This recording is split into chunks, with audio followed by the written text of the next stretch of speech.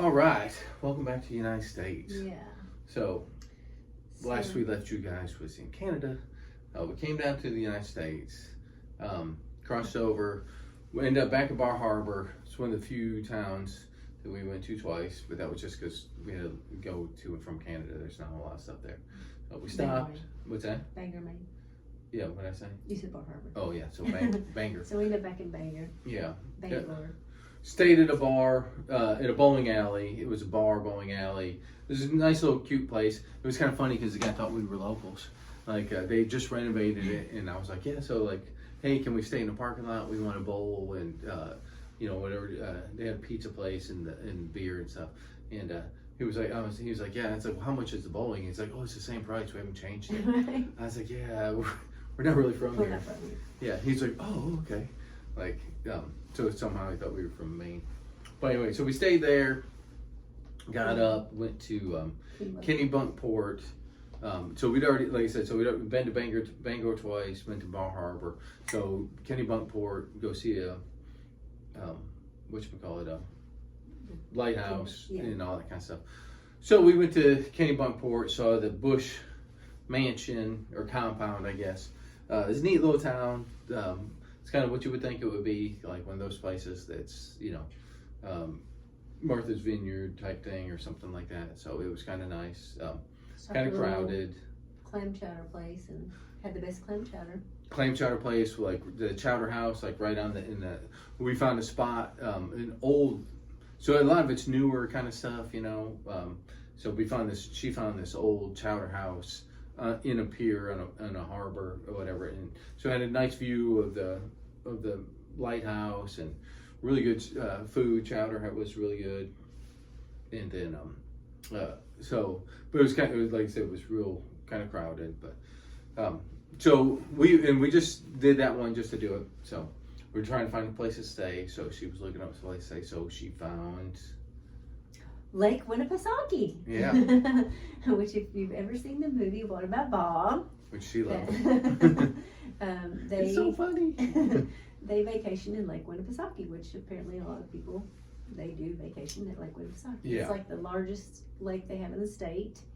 And it was just beautiful. And when we pulled up to the area, like it felt like just like in the movie, like the quaint little stores and docks and piers and the boats and just everything. It felt like the movie. Yeah. But we ended up staying at a campsite there, and it was so nice. Like there was like a beach and a little babbling brook and a little bridge that went over it, and it ended up being so nice. We ended up spending 2 nights there, and we kind of needed a little break to get caught up in some stuff anyway. In Canada, everything was great, but everything was so far apart. It's like 4 or 5 hour drive in between things. So it took a long time to get there. But then you come back to the United States, and everything's a lot closer, a lot more compact. So it was like, hey, let's slow down here a little bit. And I was getting tired of driving a little bit, so we took an extra day and just kind of refresh and recharge a little bit there at Lake Winnepesaqui. Yeah. It's a fun name to say. Yeah. And yeah, that was the perfect spot to do it. Yeah. It was just right on the river. It was just it was gorgeous. It was cold. It was a little chilly at night. Yeah, so. we didn't see the northern lights because we were tired, fell asleep. Yeah, we tried to stay up. Got cold. Yeah, they were supposed to be between 10 and 2, and we stayed out there till about 9, and then we got cold. And went back to get warm, and then we fell asleep. So we stayed. Yeah, but that's okay. Yeah, but then we went to we wanted to ride the Cog Railroad, so and that was the other thing too, because it was a Sunday. And so I tried to get tickets for the Cog Railroad, which apparently you can't buy the date on Saturday for a Sunday because it's really packed. So we needed an extra day anyway. So it's like, well, hey, let's just hang on here. So I got tickets for the Cog on Monday. So, and it was only a couple hours away. So we're like, they told us about this road to drive up that was real, just picturesque.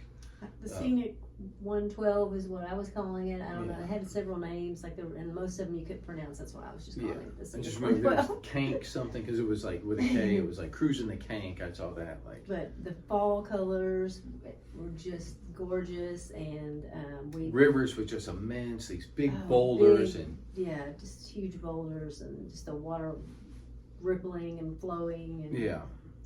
You get it because we got out and walked in several of them, and like it's kind of weird because they weren't slippery at all. Like you could get out and walk on these big giant boulders and walk out there, and it seemed fun. I think that's where we saw the first covered bridge, right? Yeah, it was in that because it's like a state park or something like that. But we didn't know it was there. We just stumbled across it. So did everybody else. I mean, they all apparently everybody knew it was there. We didn't. But we found it. Well, he actually took us to a trail that had a waterfall on it. Yeah.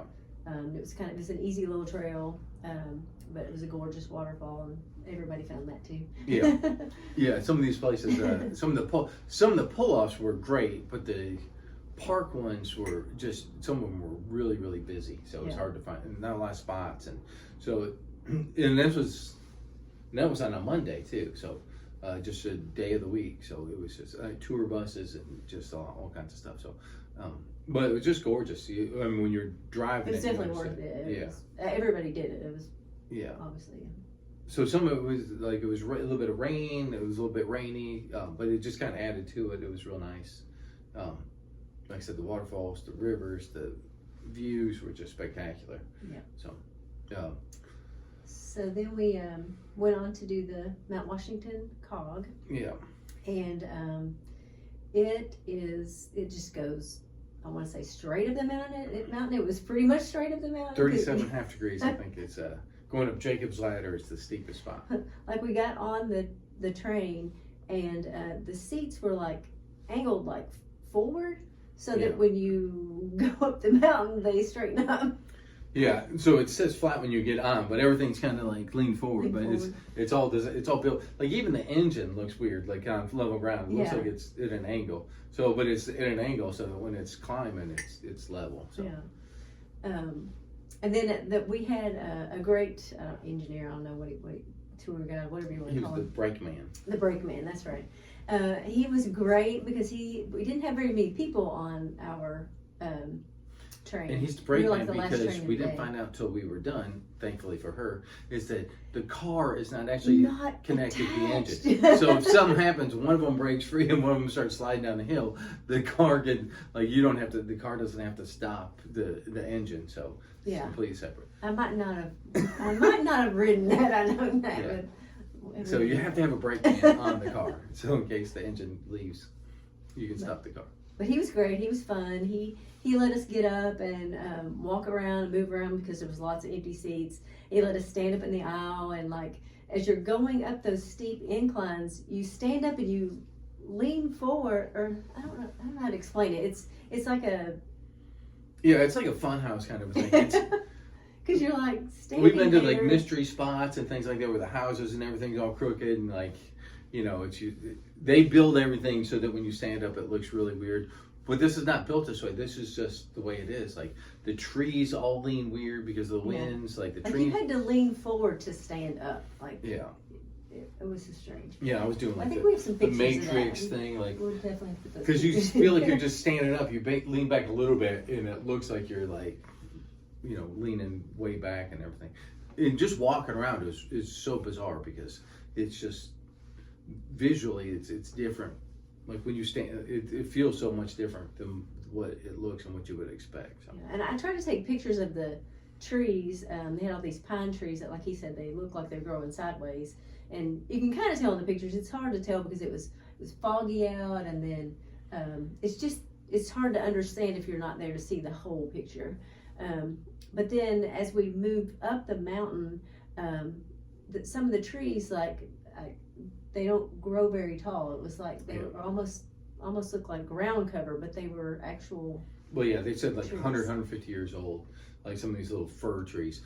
I guess, but they're like. You described it. You said bonsai. They look like bonsai trees. Like that's the way to describe it. Like that's. Yeah. And I tried to take pictures of that, but like I said, you just can't really tell. For one thing, it was foggy, and then for another thing, it's hard to get the whole picture from the picture.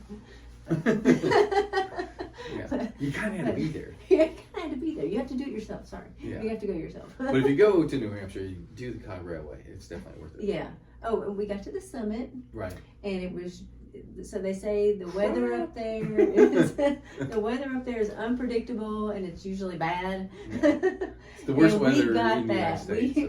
We lucked into the bad weather. Yeah, anywhere between, depends which brake man you had, with it's either 4 or 7 different weather major intersections like collide right there. So it's horribly bad weather. It was windy and foggy and wet, and I don't know if it was snow or cloud on our faces, but our faces it was just coming down. Yeah.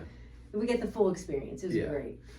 Everything but the wind. So it's the windiest place, the world record manned observation site, and it was like 241 miles an hour. But it's known to have these like ridiculously fast winds. Like the only higher wind speed was inside of a hurricane, and it wasn't a manned site. So this still has the world record of the highest wind speed recorded, and in a manned weather observation site. So luckily we didn't have that kind of wind. We had some wind, but not like that. At least it's a fantasy football team.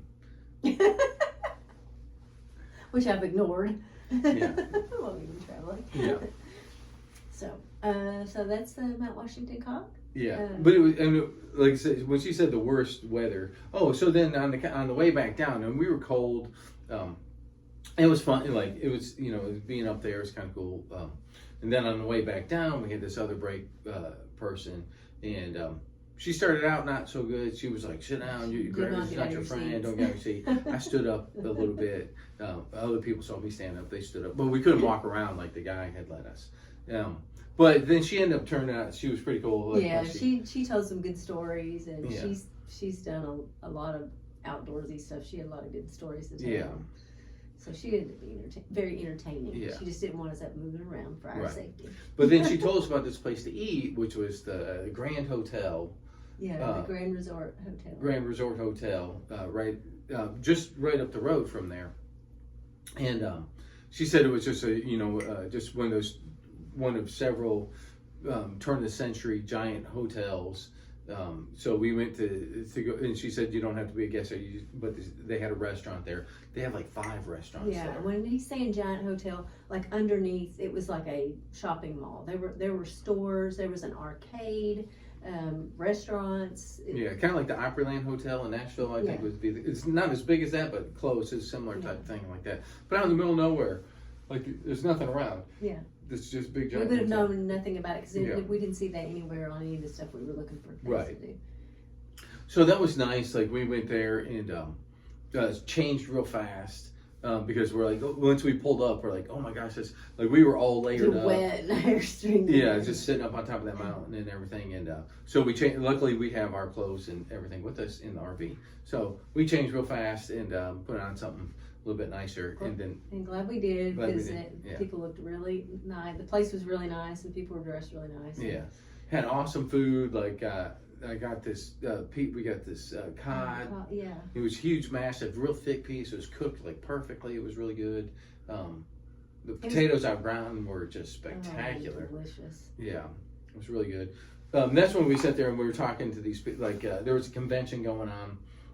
First, we talked to these people from California. They were sitting at the bar with us.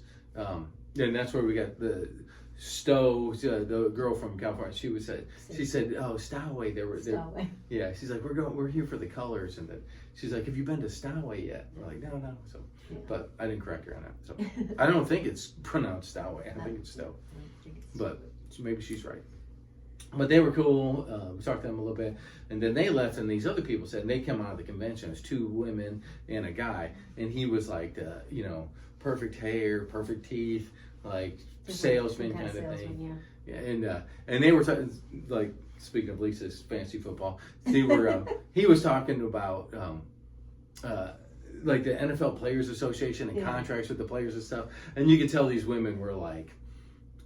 Not really very interested. Yeah, probably not big football fans, much less really wanting to get down into the weeds and how their player contracts are structured and everything. So, and the one girl, she kept looking at Lisa's like food and looking at this stuff. So she kind of somehow broke that. She said something, and so we kind of talked to her a little bit. And we're like, oh yeah, we're here. We're like, yeah, we were up on the mountain, and so what she said something like, so what. are you guys staying here? I'm like, no, we're not staying there. We're just out driving around. And the guy was like, what? You're just driving around. Like, like it was some kind of joke. And so then she said, what do you mean? Like, yeah. So like, yeah, we've been in Canada and then come down through Maine and everything. Like, really are just out driving around. So she was, no, it was like, he kind of got pushed to the side of the conversation. So.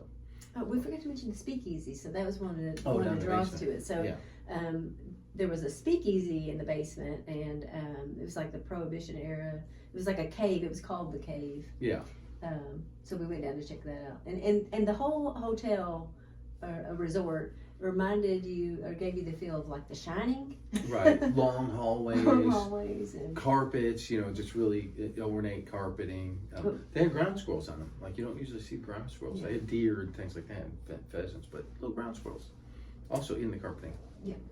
It's pretty that place was very interesting and massive I'm surprised more porches, people don't massive. go Yeah. there and know about it. Or maybe they do, but we didn't know about it. So. Yeah, they probably Glad don't go we there. found out about it. They probably go more in the summer, I would think, Yeah. or the winter, because of course a lot of skiing and something up there. So, but that wasn't a ski resort, but yeah, but there's several in the area.